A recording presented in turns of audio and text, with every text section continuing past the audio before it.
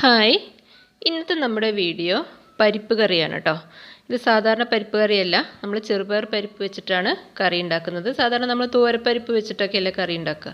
അപ്പോൾ ഇത് നമ്മൾ പായസം ഉണ്ടാക്കുന്ന ചെറുപയർ പരിപ്പല്ലേ, അത് വെച്ചിട്ടുള്ളൊരു അടിപൊളി കറിയാണ്. ഈ പരിപ്പ് വറുത്തതിന് ശേഷമാണ് നമ്മൾ കറി വെക്കുന്നത്, അതുകൊണ്ട് തന്നെ നല്ല ടേസ്റ്റുമാണ്. അപ്പോൾ നമുക്ക് സ്റ്റാർട്ട് ചെയ്യാം. ആദ്യം ഒരു പാൻ അടുപ്പത്ത് വെച്ചിട്ടുണ്ട്. ഇത് 1/2 കപ്പ് ചെറുപയർ പരിപ്പ് എടുത്തിട്ടുണ്ട്. നമ്മൾ പായസത്തിനൊക്കെ വാങ്ങിക്കൂലേ, പാക്കറ്റായിട്ട് വാങ്ങിക്കുന്ന ആ സെയിം സംഭവം തന്നെ. ഞാനിപ്പോൾ 1/2 കപ്പ് എടുത്തിട്ടുള്ളൂ. എന്നാൽ തന്നെ കറി ഒരുപാടുണ്ടാവും, കാരണം വെന്ത് വരുമ്പോൾ ഇതൊരു 5 മിനിറ്റ് നേരം നമ്മളിങ്ങനെ റോസ്റ്റ് ചെയ്യുക. ഓയിലൊന്നും ചേർക്കേണ്ട ആവശ്യമില്ല കേട്ടോ, വെറുതെ ഇങ്ങനെ ഒന്ന് റോസ്റ്റ് ചെയ്തെടുക്കുക. ചെറുതായിട്ടൊന്ന് കളറ് മാറി തുടങ്ങുമ്പോൾ നിർത്തുക. വല്ലാതെ അങ്ങ് കളറ് മാറി പോകരുത്. വല്ലാതെ അങ്ങ് കളറ് മാറിപ്പോയി കഴിഞ്ഞാൽ കറിക്കൊരു ടേസ്റ്റ് ഉണ്ടാവില്ല. അപ്പോൾ അത് വറവ് കഴിഞ്ഞിട്ട് നമുക്ക് കഴുകിയിട്ട് ഇതുപോലെ നമ്മൾ പാത്രത്തിലേക്ക് ഇട്ട് കൊടുക്കുക. എന്നിട്ട് അതിലേക്ക് 2 പച്ചമുളക് കീറിയത്, ഒരു ചെറിയ തക്കാളി, അതുപോലെ ഒരു ചെറിയ സവോള. നമുക്ക് 1/2 കപ്പ് പരിപ്പല്ലേ ഉള്ളൂ, അപ്പോൾ എല്ലാം ചെറുത് മതി. പിന്നെ 4-5 വെളുത്തുള്ളി അല്ലി ഒന്ന് അരിഞ്ഞിട്ട് ഇട്ട് കൊടുക്കുന്നുണ്ട്. നമുക്ക് വേണമെങ്കിൽ കുക്കറിൽ കറി വെക്കാം, പക്ഷെ ഞാൻ പാത്രത്തിലാണ് വെക്കുന്നത്. ഇതിലേക്ക് 1/2 ടീസ്പൂൺ മുളക് പൊടി, 1/4 ടീസ്പൂൺ മഞ്ഞൾപ്പൊടി, പാകത്തിനുള്ള ഉപ്പ്. ഇത്രയും മതി. മുളകും മഞ്ഞളും ഉപ്പും ഇത്രയും മാത്രം മതി. ഇനി ഇതിലേക്ക് വെള്ളം ഒഴിച്ചു കൊടുക്കുകയാണ്. 1/2 കപ്പ് പരിപ്പിന് ഞാൻ 1.5 കപ്പ് വെള്ളം ഒഴിച്ചു കൊടുക്കുന്നുണ്ട്. അപ്പോൾ ഏകദേശം കറക്റ്റായിരിക്കും.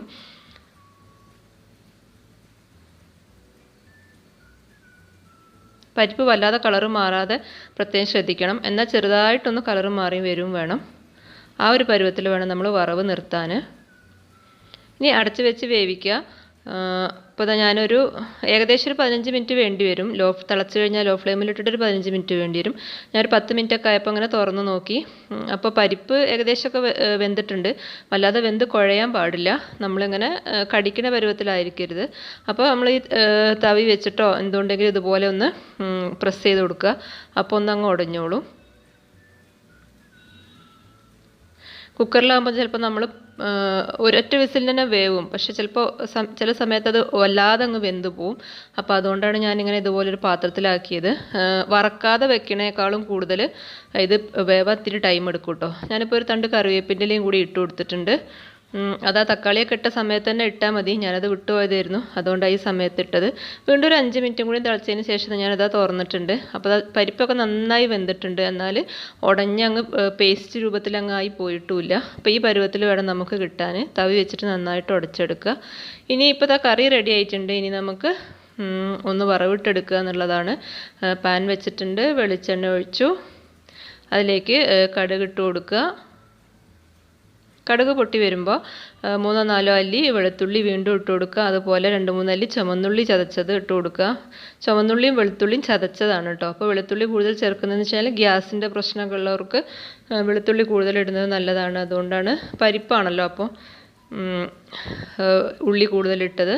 നന്നായിട്ട് ഒന്ന് റോസ്റ്റായി വരുമ്പോൾ നമ്മൾ 2 വറ്റൽമുളക്, അതുപോലെ ഒരു തണ്ട് കറിവേപ്പില ഇത്രയും ഇട്ടിട്ടുണ്ട്. ഇനി അതും കൂടി ഒന്ന് റോസ്റ്റായി വരണം.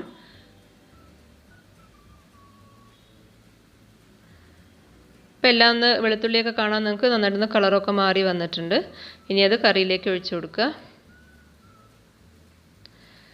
കുക്കറിലാണെങ്കിൽ നമുക്ക് ഒരു വിസിലൊക്കെ മതിയാവും കേട്ടോ, അപ്പം തന്നെ വേവും. അല്ലെങ്കിൽ ഒരു 2 വിസിൽ അത്രയും മതിയാവും. വറവിട്ട് ഉടനെ അടച്ച് വെക്കുക. അത് നമ്മുടെ കറി റെഡി ആയിട്ടുണ്ട്. നിങ്ങൾക്ക് എന്തായാലും ഇഷ്ടമാവും, കാരണം സാധാരണ പരിപ്പ് കറി കഴിക്കാത്ത ആൾക്കാരും ഈ പരിപ്പ് കറി ഇഷ്ടമാവും, കാരണം ചെറുപയർ പരിപ്പായതുകൊണ്ട് നല്ല ടേസ്റ്റാണ്. മാത്രമല്ല നമ്മൾ വറുത്തിട്ടാണ് കറി വെക്കുന്നത്. അപ്പോൾ എല്ലാവരും തന്നെ ട്രൈ ചെയ്ത് നോക്കുക. വീഡിയോ ഇഷ്ടമായി കഴിഞ്ഞാൽ ചാനലൊന്ന് സബ്സ്ക്രൈബ് ചെയ്യുക, ലൈക്ക് ചെയ്യുക, കമൻറ്റ് ചെയ്യുക. താങ്ക്